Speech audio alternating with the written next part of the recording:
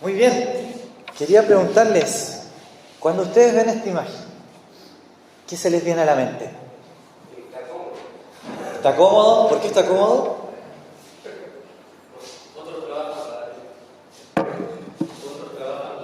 Porque otros trabajan para él. Está muy cómodo, ¿no? Pero ¿cómo lo interpretan? Esto es subjetivo, ¿no? Cada uno ve cosas distintas, pero... ¿Descansa en?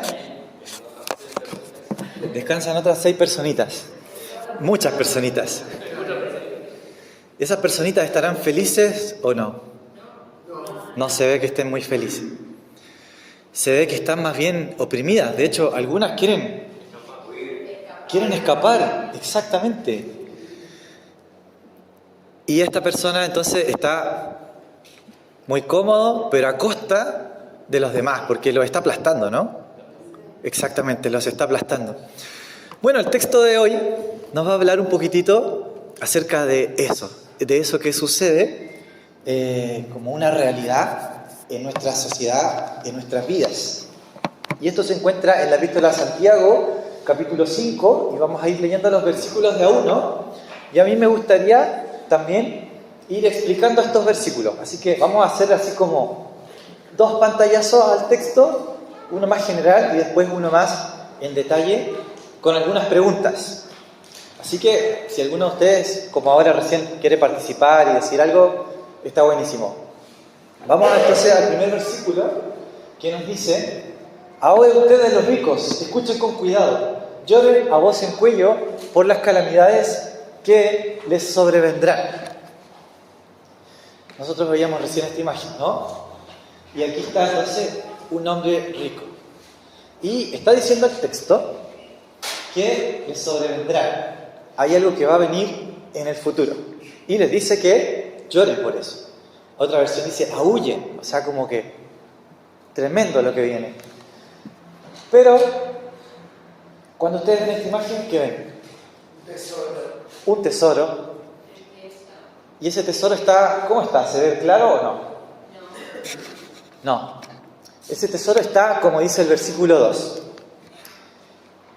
Sus riquezas están podridas. ¿Sí? Otra versión dice corroídos, corrompidos. Están con óxido, digamos, ¿no? Están carcomidas por la polilla. Su oro y su plata están llenos de moho. Y ese mismo moho los acusará y los consumirá como el fuego. Ustedes acumulan riquezas hasta en los últimos tiempos. ¿Sí? Hasta en los últimos tiempos. Y entonces tenemos aquí otro personaje, digamos, de la historia, que es esas riquezas que están llenas de moho. Tenemos los ricos, el moho. Veamos qué viene ahora. Aquí, ¿qué hay? Tenemos trabajadores, ¿cierto? Bien, esos trabajadores están esforzadamente cultivando la tierra. Ahora, ¿qué nos dicen?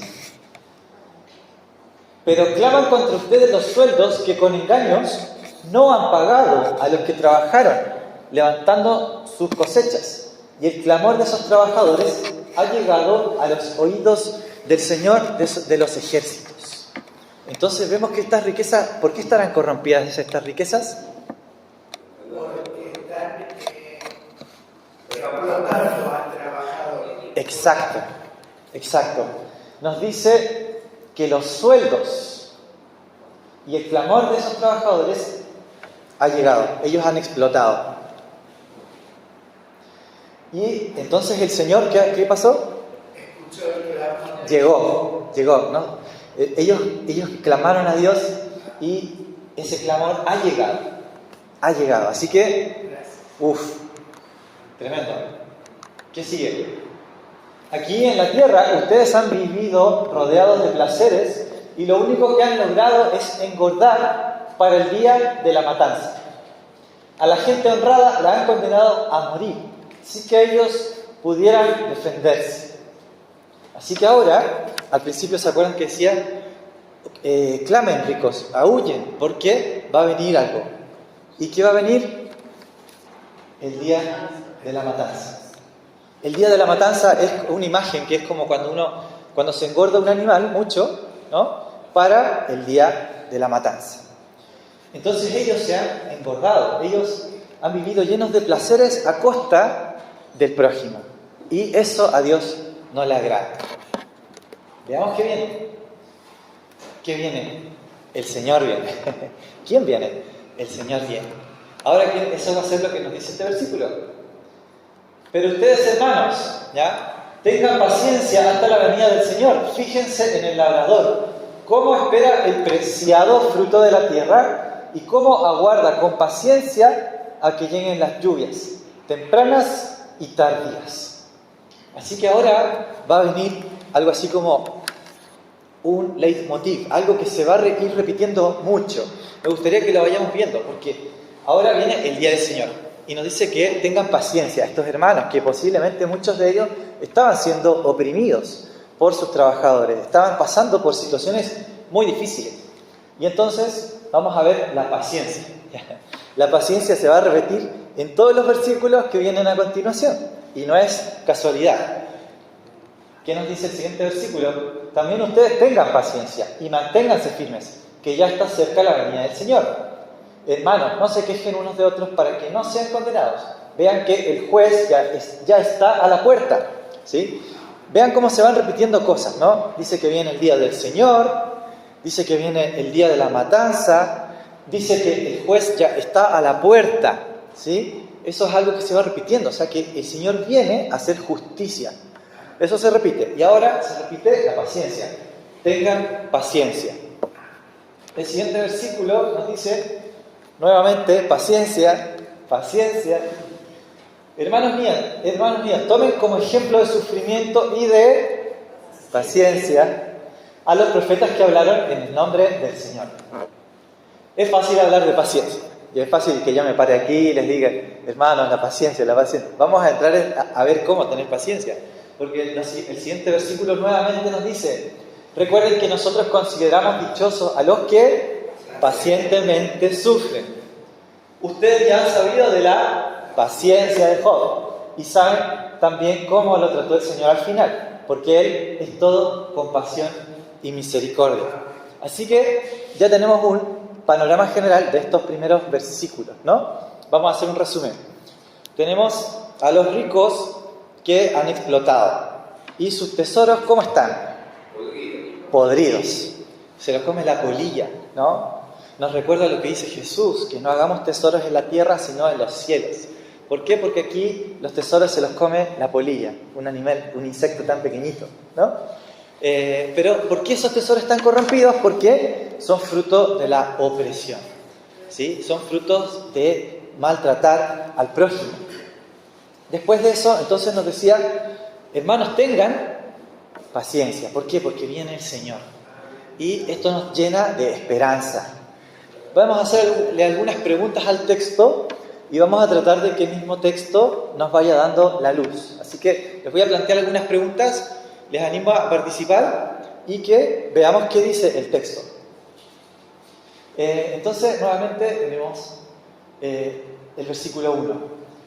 Ahora ustedes, los ricos, escuchen con cuidado, lloren a voz en cuello por las calamidades que les sobrevendrán. ¿Por qué los ricos deben llorar a voz en cuello por las calamidades que les sobrevendrán? Porque se enriquecieron gracias al esfuerzo de otros. Exacto. Ahora, también vamos a pensar en nosotros, ¿sí? ¿Por qué? Jesús dice, mira que le dices a tu prójimo que tiene una viga, una pajita en su ojo y vos tienes una viga, ¿no? Así que también nosotros podemos pensar si en algún momento nosotros mismos a lo mejor hemos oprimido al prójimo, quizás no a través de una riqueza material, ¿no? Pero a lo mejor a través del poder, ¿no? A través de lo emocional, a través de las palabras. Si es que en algún momento esto puede ser como un autoexamen también. Recuerden que Santiago nos dice que la palabra de Dios es como un espejo. Entonces uno se mira al espejo y nos llama a ponerlo en obra. Porque si uno escucha la palabra de Dios y no la pone en obra, es como alguien que se mira al espejo y no cambia su apariencia. Supongamos que yo me miro, bueno, esto me pasó en la realidad. me desperté en la mañana, tenía las mechas para todos lados. Y me miré y dije, no puedo ir a la iglesia. Me peiné, me miré de nuevo y todavía estaba el pelo ahí, así que me puse agüita. Y ahí se bajó. Bueno, es un ejemplo, ¿no? Puede ser cualquier otra cosa. La palabra de Dios nos dice, sí, tenés algo que cambiar en tu vida. Entonces también nosotros vamos pensando en esto. Nosotros vemos entonces a los ricos que los vamos a poner en una línea de tiempo, porque esto va a suceder en el tiempo, ¿ya? Tenemos aquí las personas que oprimen al prójimo, ¿ya? Que incluso podemos ser nosotros mismos. ¿Qué va a pasar después?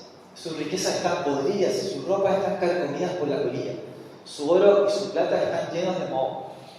Tenemos que preguntarnos si nosotros hemos hecho tesoro aquí en la tierra, ¿ya? Porque a veces pensamos, usualmente esto es como sentir, no sé si el ejemplo es tan bueno, pero sentir el aroma, ¿no? Es más fácil sentirle el olor a otra persona que a uno mismo, ¿no? Es más fácil ver el pecado ajeno que el propio, ¿no? Ahora, su oro y su plata están llenos de moho. Y entonces de ese modo los acusará y los consumirá como el fuego. Usted acumula riqueza hasta en los últimos tiempos. ¿Por qué su plata y su oro están llenas de moho? Ya lo decíamos, que es porque es producto de la opresión, ¿no es cierto? ¿Sí? ¿Me van siguiendo?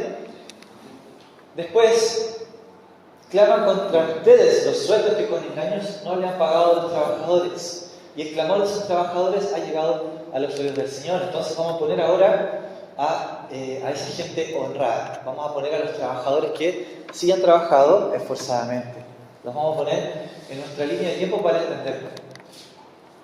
Entonces, ahí están los trabajadores y están siendo oprimidos por estas personas. Bien, seguimos pensando entonces ahora, ¿qué han hecho los que han padecido estas injusticias? Clamaron al Señor. Bien. La epístola de Santiago nos habla mucho de la oración, ¿ya? Nos dice en el capítulo anterior, ustedes no tienen porque no piden. Y cuando piden no reciben porque piden mal, para gastar en sus deleites, ¿ya? En sus propios deleites. Ahora, ellos clamaron a Dios y Dios escuchó. ¿Por qué? Porque pidieron bien, ¿no es cierto? Cuando nosotros pedimos y oramos, a veces oramos por nosotros, pero también nos llama la Biblia a orar por la comunidad, ¿sí? Orar por el prójimo, interceder por la ciudad, por las gobernantes, por las autoridades. Entonces, clamaron y escucharon al Señor, porque clamaron para que Dios los librara. Dios entonces escuchó el clamor de esos trabajadores que han llegado a los oídos del Señor. Entonces ahí están los trabajadores, clamaron a Dios y Dios los escuchó. Bueno, ahora ¿qué va a pasar? Va a pasar algo tremendo. Nos dice que después de eso, yo les quiero plantear la exhortación principal de este pasaje. Por un lado es a los ricos, ¿no? Es un llamado en el fondo a arrepentimiento, porque les está diciendo, se viene algo tremendo, o sea, necesitan arrepentirse. Pero yo me quiero centrar ahora en los creyentes que clamaron al Señor, porque les va a animar. Este pasaje bíblico les va a animar con lo siguiente. Pero ustedes, hermanos, ¿ya? Este pero es importante. Cuando en la Biblia aparece un pero, cuando aparece una conjunción, un por tanto, aparece algo así, hay que leer lo que está antes, ¿ya? Entonces, lo que estaba antes es todo este contexto de opresión. Y a los hermanos que les va a decir que hagan, tengan paciencia hasta la venida del Señor. Y no solamente paciencia, ¿ya? Porque a veces uno dice paciencia es como esperar, pero la paciencia es mucho más que esperar. ¿Qué nos dice acá? Fíjense en el labrador. ¿Cómo espera? Esa es la diferencia, ¿no? La paciencia no es como cuando están los niños en el auto y los papás están haciendo un viaje con los niños, un viaje largo, y los niños que preguntan, ¿cuánto falta? ¿Cuánto falta? Y después pasan 5 minutos. ¿Y ahora cuánto falta? Y pasan 5 minutos más. ¿Y ahora? ¿No? Eso no es una espera digamos, paciente, ¿no? Aquí nos dice el texto, fíjense en el labrador, cómo espera. Cómo espera el preciado fruto de la tierra y cómo aguarda con paciencia a que lleguen las lluvias tempranas y tardías. Si yo les muestro esta imagen, pensemos entonces en trabajadores de la tierra. ¿Qué pasa con estos trabajadores? Es posible que hayan sembrado mucho, ¿no? Pero ¿qué tiene que pasar para que haya fruto? Tiene que llover, tiene que cultivar, cuidar la tierra. Ahora, supongamos que llovió y está creciendo y viene una helada. ¿Qué puede pasar con eso? Se puede perder. ¿Y hay que empezar de nuevo? Hay que empezar de nuevo. Bueno, a mí me pasó, y aquí momento de confesión. ¿Les ha pasado de que los dejen esperando mucho rato en un call center? Tienen que llamar para que les solucionen un problema. Bueno, me pasó en la semana. Llamé. Espera un segundo, vamos a dejarlo en la espera para acreditar que usted es la persona que llamó. En la espera. Bueno, me hicieron pasar como por 3 esperas distintas y al final la última persona se equivocó y me devolvió al principio. Entonces, después de todo miré, me dijeron 17 minutos, me di cuenta, 17 minutos esperando para hacerme volver al principio. Y les confieso que por dentro me hizo pensar, Señor, ¿por qué me haces predicar de esto? ¿Por qué justo la semana? Pero gracias a Dios porque es su gracia. Se trata de Él y no de nosotros. La verdad es que a nosotros sí nos falta paciencia. Pero la verdad también es que Él tiene mucha paciencia para darnos. Entonces ahora vamos a ver cuál es la fuente de esa paciencia, ¿sí?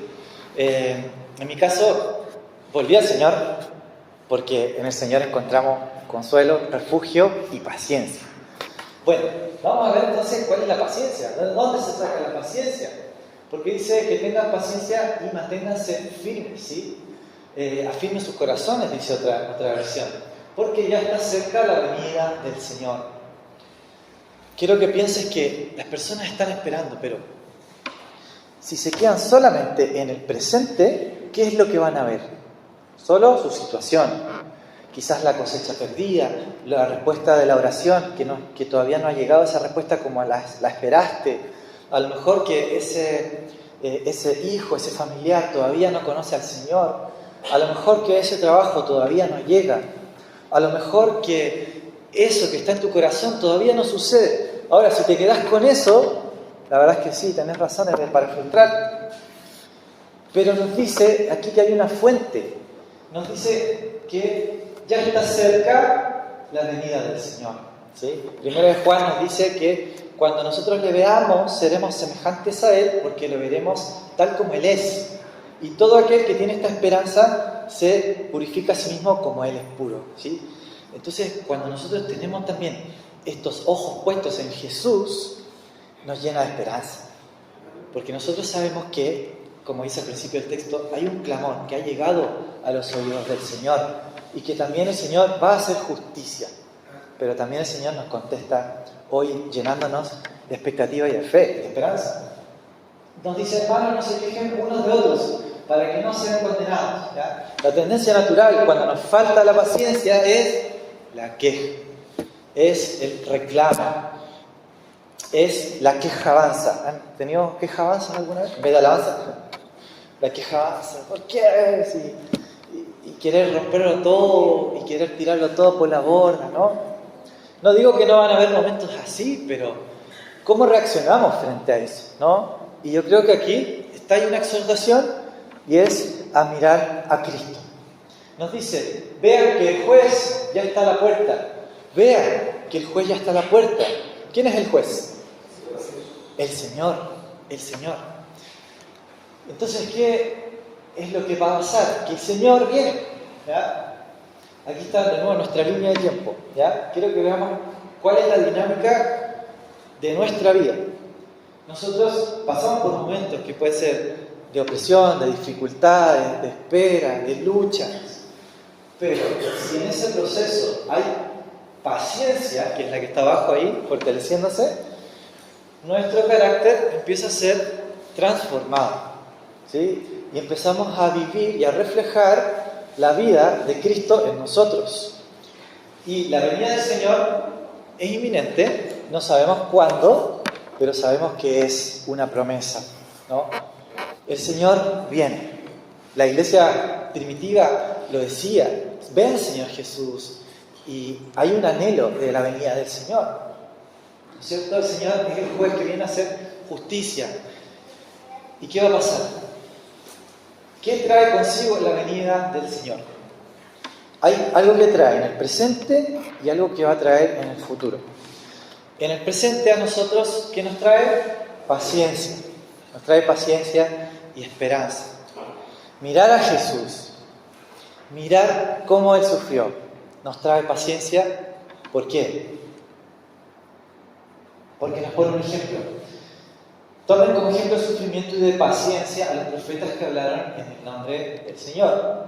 Hay un ejemplo de paciencia y aquí nos va a poner especialmente algo. Recuerden que nosotros consideramos dichosos a los que pacientemente sufren. Ustedes ya han sabido de la paciencia de Job y saben cómo también lo trató el Señor al final, porque es todo compasión y misericordia. Bien, vamos a conectar esto de Job, que lo acaba de conectar aquí Santiago, con el ejemplo de sufrimiento. La paciencia nos ayuda también a poder soportar el sufrimiento. Recordemos un poco la historia de Job. ¿Qué nos dice la historia de Job? Que había un hombre, que no había otro tan justo como él en la tierra, y que, les voy a hacer un spoiler de la historia, él es puesto a prueba.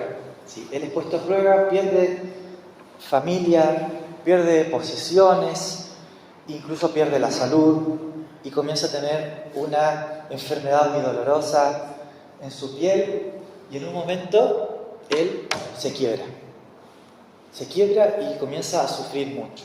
Una persona muy justa sufriendo mucho. Ahora, ¿qué pasa? Vienen 3 amigos y los amigos que le dicen, lo vamos a... Claro. Lo vamos a resumir así. A ti te pasó esto porque seguramente hiciste algo malo, ¿ya? Entonces, seguramente esto que estás sufriendo es porque te lo mereces y porque realmente Dios es culpa tuya, digamos, básicamente, ¿no? Le volvieron la culpa al mismo, ¿no? Entonces, están los amigos de Job y empiezan así. Al final de la historia aparece el Señor y le restituye la salud, restituye su familia y le restituye lo que había perdido, ¿sí? Y aparece el Señor como soberano en medio de toda esta situación, y entonces nos dice que tenemos un ejemplo de paciencia como Job, ¿ya? Como Job, que pacientemente sufrió, y Job luego entonces es restituido. Ahora, puede ser que en nuestra vida también nos sintamos como Job, ¿ya? Así, que hayamos perdido algo, pero ahora, ¿dónde encontramos la fuente para poder soportar los sufrimientos? Vamos a volver al texto. ¿Por qué se conecta esto de Job? Nos decía entonces el texto que viene el Señor, ¿ya? Tengamos como ejemplo, mantengámonos firmes que ya está cerca la venida del Señor, ¿ya? El juez está a la puerta. Viene el Señor. ¿Y qué pasó con el Señor? El Señor sufrió. ¿Había alguien más justo que el Señor? Nadie más justo. De hecho, nos dice Romanos que en realidad no hay ni uno justo. Ninguno de nosotros, ¿no? Todos nos hemos apartado de Dios. Todos necesitamos volvernos a Dios. Bueno, había un justo que murió por nuestros pecados. Un justo que sabemos que es una manera de pensar como Job, digamos, ¿no? Job sufrió, pero el Señor sufrió, Él siendo el verdadero y único justo. Él sufrió por nosotros, ¿sí? Entonces, ¿qué pasó con el Señor? Él venció la muerte. Él venció, Él soportó el sufrimiento. la Biblia nos dice que el sufrimiento de Jesús no solamente fue físico, Él también tuvo un sufrimiento moral, emocional. Él cargó el pecado. Se burlaban de Jesús, le ponían una corona, burlándose, diciéndole, tú eres el rey. Un manto púrpura, ¿no? Que era para los reyes, y se burlaban, le tapaban la vista, lo bofeteaban y le decían, profetízanos, ¿quién te ha golpeado? Se burlaban de él, le golpearon la espalda, le dieron latigazos, clavaron sus manos en una cruz, y el Señor murió agonizando en una cruz, tuvo sed hasta el final, y entonces Jehová cargó en Él el pecado de todos nosotros. El Señor tuvo paciencia. El Señor tuvo paciencia hasta el final.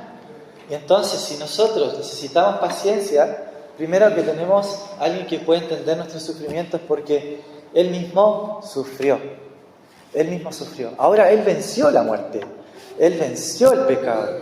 Y al tercer día resucitó. Y Él va a venir a juzgar a los vivos y a los muertos. Entonces, cuando nosotros recordamos la venida del Señor, y como leíamos en el catecismo, ¿no? Leíamos acerca de la cena del Señor. La cena del Señor es una memoria. Hagan esto en memoria de mí, dijo Jesús, ¿ya? Pero también es una expectativa, porque Jesús dice, yo voy a beber la cena con ustedes, voy a tomar la cena después, ¿ya? De hecho dice la Biblia que Jesús, digamos, está en abstinencia de vino, porque nos dice Jesús, no voy a volver a beber de este fruto de la vid hasta que esté con ustedes en el reino de mi Padre.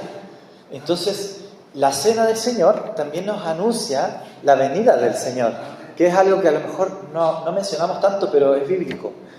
No solamente es la muerte y la victoria del Señor, pero también es la venida del Señor. Por eso es que también nuestra esperanza está en que Jesús murió, en que Jesús resucitó y en que Él va a venir a hacer total y plena justicia. Por eso es que la venida del Señor en el presente nos da paciencia, porque cuando miramos a Jesús, el Señor, es como cuando nos juntamos mucho con alguien y empezamos a hablar como esa persona. ¿Han visto los novios? Que empiezan a tener los mismos modismos, las mismas frases, ¿no? Así a veces con la Debbie también, a ella le sale el chileno, mi novia es argentina, yo soy chileno, y a veces le digo, amor, vos cada vez estás más chilena, porque a veces me dice vos, entonces digo, amor, vos cada vez más chilena, te falta comer sopaipilla, decir bacán y decir brígido, bueno, no sé, después me preguntan qué es eso ya. Ahora, cuando nosotros también caminamos con el Señor, también nos comenzamos a parecer más a Él, ¿sí? A los discípulos les decían eso. Ellos deben ser de los que caminan con Jesús, ¿no? Como que se estaban pareciendo entre ellos. Ahora, cuando nosotros miramos a Jesús, la Biblia nos dice que somos como en 2 Corintios, capítulo 3 y capítulo 4, que es muy lindo esos textos. Nosotros vemos y reflejamos la gloria del Señor como en un espejo. Entonces, cuando nosotros miramos a Jesús, nos cambia nuestra perspectiva, ¿me entendés? Porque si nuestra perspectiva está solamente puesta en lo que estamos viviendo ahora, la opresión, en la injusticia que estamos viviendo, nosotros nos vamos a quedar con una perspectiva parcial. No sabemos todo lo que va a pasar, pero sí sabemos, por promesa de la Escritura, que el Señor viene. Y al poner nuestros ojos en Jesús, entonces el Señor nos llena de esperanza y de paciencia. El Señor nos da paciencia.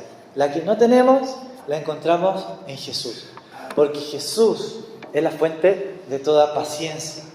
Y también Jesús es nuestra certeza de que Él sí va a hacer justicia y juicio. Ahora, eso no nos debe llevar tampoco a una pasividad. ¿Por qué? Porque la injusticia sí se tiene que denunciar. Sí hay que estar firmes. Si estamos padeciendo una injusticia en el trabajo, tengo un amigo, y es un ejemplo muy lindo, que una vez nos contó que él estaba a cargo de un área en una organización, no voy a dar detalles ni nada, pero en esa organización estaba padeciendo una injusticia porque habían unas personas que estaban básicamente pasándole plata a otras personas y dándoles lugares de privilegio ahí, en ese lugar de trabajo. Y mi amigo decía, quiero sacar a estas personas, porque están corrompiendo el sistema. Y nos compartía esto, así como, oren por mí, porque incluso él recibió amenazas de esa situación, ¿no? Ahora, pasó un tiempo, y yo le pregunto a mi amigo, que me lo encontré después, amigo, ¿cómo está esa situación? Y él me dice, mucho mejor. Ya esas personas fueron sacadas. Pero fue porque este creyente en Jesús se movió, hizo cosas por la injusticia, ¿no? Esto no nos llama a decir, bueno, ya, no, para nada. O sea, realmente hay una, digamos, resistencia no violenta, digamos, que empieza en oración, el clamor a los oídos, ¿no? El clamor que el Señor escucha. Pero si nosotros estamos clamando a Dios para que actúe, la oración también nos lleva a la acción, es oración, ¿sí? Es como que yo ore y le diga, Señor, te pido que mi amiga, a ver, me invento un nombre, mi amiga Paula, no sé, conozca de ti, Señor. Yo soy amigo de Paula. Y el Señor, de pronto, capaz que un día me diga, dale, pero ¿le hablaste de mí? ¿Me entendés? O sea, si estamos orando, Señor, te pido, otro ejemplo, te pido por mi hijo o mi hija adolescente, ¿ya? Te pido que tome buenas decisiones. Bueno, pero ¿estás pasando tiempo con tu hijo? ¿Estás tomando tu rol como padre, como madre en ese vínculo familiar? ¿Estás siendo responsable con eso? Y recuerden que la epístola de Santiago nos dice que la fe sin obra es muerta. Si nosotros nos quedamos en palabra, valga la redundancia, ¿no? Pero el Señor nos llama a la acción, nos llama a la oración, nos llama a orar y accionar. Otro ejemplo más. Señor, líbrame de este pecado. Quiero dejar este pecado, ya no quiero más desagradarte. Dale, pero ¿qué estás haciendo por eso? ¿Qué decisiones estás tomando para dejar ese pecado? Entonces nos está llamando la palabra del Señor a la acción. Recordemos entonces que tenemos paciencia y esperanza porque nuestra fuente es Cristo. Cristo Jesús es nuestra fuente de paciencia y de esperanza. Y entonces sabemos que el Señor responde nuestra oración. Esa oración llegó a los oídos del Señor, nos dice la Escritura. Y podemos tener esta paciencia que viene del Señor. Y esto nos va a permitir parecernos más a Jesús, en su victoria también. El Señor soportó la cruz, el Señor venció en la cruz, el Señor nos da la victoria. Miremos un momento más la cruz, porque ahí está nuestra fuente de todo. Nosotros tenemos que la fuente de toda paciencia es Jesús. La fuente de toda paciencia, de toda esperanza es Jesús, la esperanza de la gloria. Quiero que podamos contemplar un momento más la obra de la cruz. Porque sin esta obra nosotros no podríamos estar de pie. Entonces la Biblia nos dice que primero nosotros necesitamos reconocer nuestro pecado.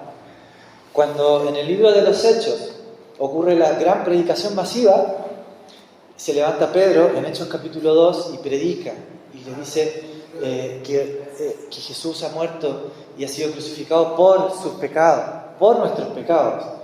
La Biblia nos dice en Isaías que el precio de nuestra paz fue sobre él. Y la Biblia nos dice que los que escucharon se compungieron de corazón. Se compungieron porque se dieron cuenta que este Jesús murió por mis pecados. Él fue crucificado por mí. Entonces nos dice la Escritura que ellos preguntaron a Pedro, ¿qué debemos hacer?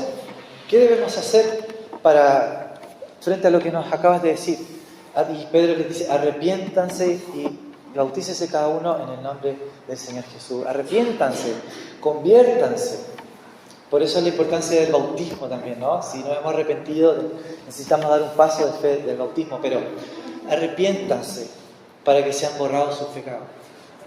Y el arrepentimiento es un cambio de dirección. Si yo iba hacia allá, me arrepiento de eso, y es como Zaqueo. Zaqueo era una persona que era un cobrador de impuestos, y se encuentra con Jesús y le dice: Señor, si le he robado algo a alguien, se lo voy a devolver. ¿Ya? Y Jesús le dice: hoy ha llegado la salvación a esta casa. Entonces Zaqueo iba hacia allá, digamos, y se arrepiente y va hacia el otro lado. Si le he robado algo a alguien, se lo voy a devolver. Ahora, lo mismo con nuestra vida. Arrepentimiento significa: ya no voy a vivir de acuerdo a mi propia opinión, de acuerdo a lo que yo pienso que está bien, ya no voy a ser mi propio Dios. Ahora le entrego mi vida a Jesús. Entonces, arrepentimiento es volverse a Dios. Volverse a Dios y decir: Señor, te necesito, ya no quiero hacer mi voluntad, quiero hacer tu voluntad. Y cuando nosotros nos arrepentimos y volvemos a Dios, la Biblia nos dice que si confesamos nuestros pecados, Dios es fiel y justo para perdonarnos y limpiarnos de toda maldad. El Señor nos limpia de toda maldad y son borrados todos nuestros pecados. Y viene entonces un nuevo corazón, un nuevo nacimiento. Y qué importante es predicarnos esto todos los días. Todos los días necesitamos volver al Señor y volver a sus brazos. Así que yo quiero que podamos tener un tiempo de oración. Quiero invitarte a que cierres tus ojos. Ahí, ¿dónde estás?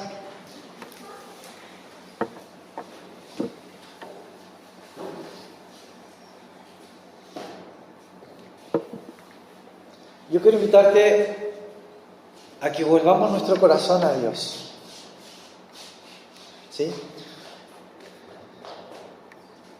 Quiero invitarte a que puedas decirle ahora al Señor en tu corazón: Señor, te necesito. Señor, me arrepiento de mis pecados. Señor, perdona mis pecados, perdona mis faltas. Te necesito con todo mi corazón. Necesito de ti. A lo mejor quieres confesar al Señor algún pecado específico ahí. Puedes hacerlo con tus propias palabras. Señor, perdóname si he mirado a mi prójimo, lo he juzgado por su apariencia. Señor, perdóname si no he sido un buen administrador de los recursos que tú has provisto. Señor, perdóname si solamente de mi boca sale crítica y no gratitud. Señor, perdóname si he manejado mi sexualidad de forma desordenada. Señor, perdóname por la avaricia de mi corazón.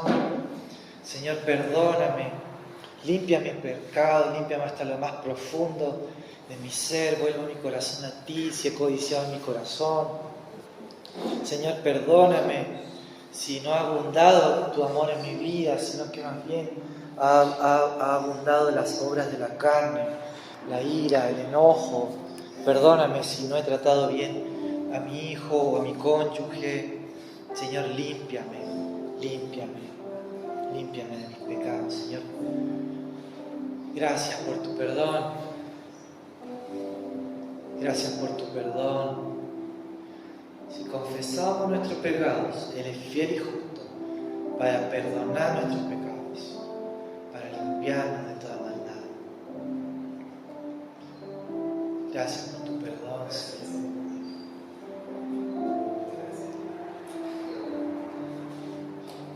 Sí, Señor. Y también muchos de nosotros estamos pasando por pruebas, quizás por esperas, Señor.